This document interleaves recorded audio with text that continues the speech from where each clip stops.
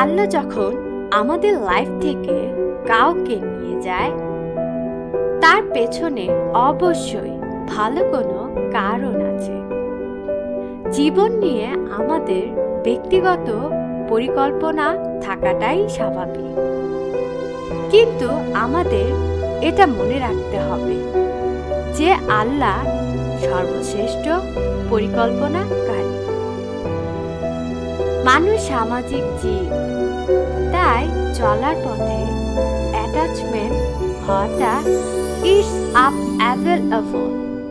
তাই অ্যাটাচমেন্ট ভেঙে গেলে কষ্ট পাওয়াটাও স্বাভাবিক, আর এই কষ্ট থেকে বের হয়ে আসার জন্য সময় লাগাটাও খুবই স্বাভাবিক। But don't forget that you deserve better, and Allah has better plans for you.